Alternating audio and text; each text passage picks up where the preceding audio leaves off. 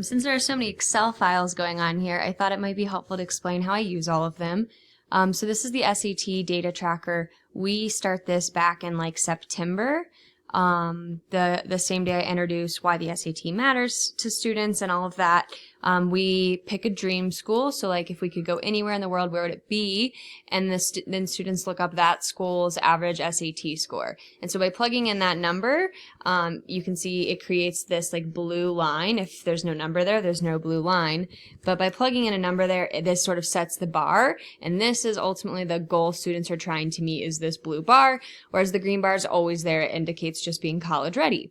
So then students can plug in their initial we take an SAT in August, the first week of school, just to see where students are at when they come into 11th grade. And then we get a score back. And so every student knows at the beginning of the year what their initial score was. And so students can track that score and see if they're at least college ready to begin with, and then really how much room they need to grow in order to be eligible for the college they want to get into.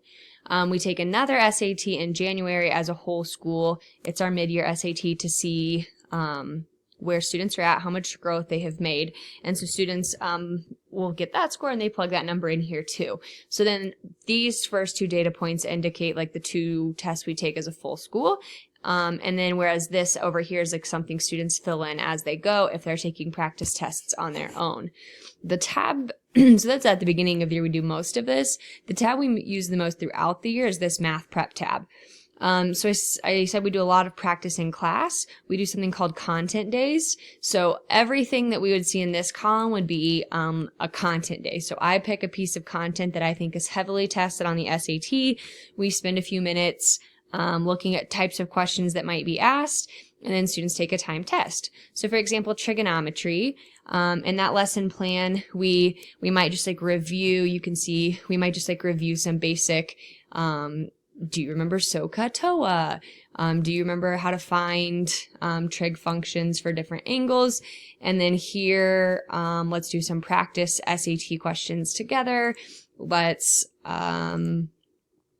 Yeah, I mean, that's really all it is. Let's do practice questions together, and then we'll eventually take a time test. The time test always happens at like the end of class. It's like the accumulating, we've done all of this review together. Now you take this time test alone. The number of questions on this test always varies, but in general, I try to make it a mix of multiple choice questions and then also the constructed response questions. And then I usually give students a minute and a half per question, as that's like this sort of time frame that they have on the SAT.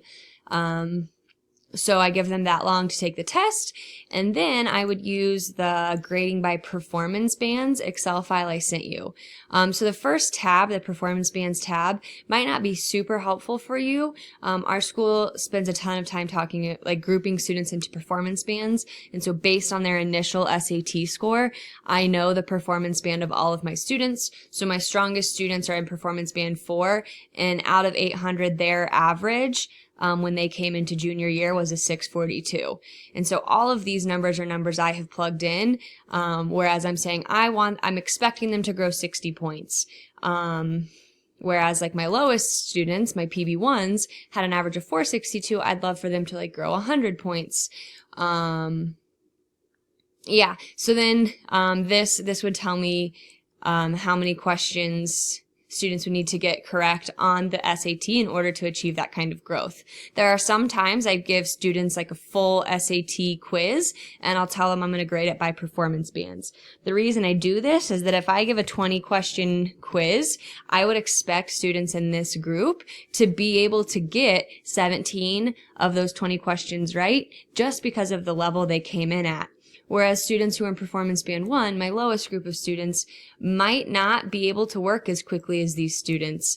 And for these ones to get 17 questions correct is going to take a whole lot more effort than it is going to take for the 4s. So I often grade our SAT quizzes on performance bands. And so I'll show students these numbers and I'll say, hey, we're taking a 20-question SAT quiz tomorrow. If you're in each of these performance bands, here's how many questions you have to get right to earn 100%. So if you can find some way to sort of sort your students into similar groups and fill in these numbers, then this Excel file will do all of that for you. So really you could delete all of these and fill them in with your own student information. And then if you're giving a 50 question test, it would tell you based upon your student's incoming average and the expected growth you want for them, how many questions they would need to get right on your quiz to be meeting the goal you're sort of setting for them mentally. But on a content day, so on a day where I give them this sort of timed test, I would go to the tab that says content days, and I would just type in the number of questions that were on my content quiz. So this I do not grade by performance bands since it's the same content and we all just sat there and reviewed it together. Whereas if I'm grading by performance bands, it's usually multiple types of content that have spanned weeks worth of review. So for something like this, I would type in 10, and then this is what we're looking at. So if you get a 10 out of 10, of course, that'd be a perfect score. A 9 out of 10 correlates to an SAT score of 740. And so what you can see this in my lesson plan, I tell kids this. So as soon as we finish their content day quiz, if a student got 7 out of the 10 questions right, that student would have a 620 in trigonometry. So they would go to their SAT tracker, and for trigonometry, they would type in that they got a 620. And so we do this for every single one of the content days throughout the year. And I start content days, I think in November or in December. And so we just do like one every 2 weeks or something like that. We just review some of the most tested content on the test. So yeah, they'll keep track of this, and obviously it's sort of color coding as they go, so that they can see as time goes on which content areas they're the best at, the darkest shades of green, and which content areas they're the worst at, and so then they know they need to go study those. And when I tell them to study, it's usually just on the Khan Academy SAT practice. If they need to be studying trigonometry, then I would say, hey, if you want extra practice with trigonometry, go to the Khan Academy SAT practice and study right triangle trigonometry or study right triangle word problems, those sorts of things. So students use Khan Academy with me all the time. So I think that takes care of the SAT tracker. This is this section is just for like the 2 weeks right before the Colorado SAT. We spend like a couple of days in each of these sort of 4 subcategories, and students take a similar type of test to a content day test, but where it's like covering all of the heart of algebra topics, and they'll get a score there. So that's what this is used for. Okay, so then that's the SAT tracker. The only other thing I sent you was my PCH data tracker. So the data tracker has a list of all of the standards that are going to be on that upcoming trimester final. So there's a different tab for trimester 1 and trimester 2, and then there will be one for trimester 3. These just have like a list of all the standards. Every time I give a test, I can look at the standards analysis, so I can see a list of all the standards that I tested on that test, and then individually how students performed on those standards. So I usually turn this into one giant Excel file for students. Let me try and find one for you. Oh, here we go. One giant Excel file for students on the same day. We like to look at our data dive from that assessment. I'll give them specifics about the assessment, but ultimately what they use is this Excel file that shows them their standard breakdown. So these were the 5 final exam tested standards on that quiz. A student would look up their student ID number. And then these are the numbers that they would copy over into their tracker. So for M44.1B in trimester 2, M44.1, they would put that they got 100% on that test.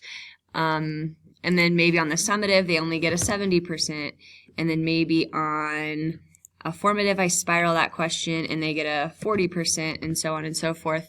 And by the end of this, they'll take the average of all of the exposures they had to that test question and get a percent. So at the end of the trimester, we sort this smallest to largest so students can see what standards they've performed the worst on, and they know those are the standards they need to study before the final exam.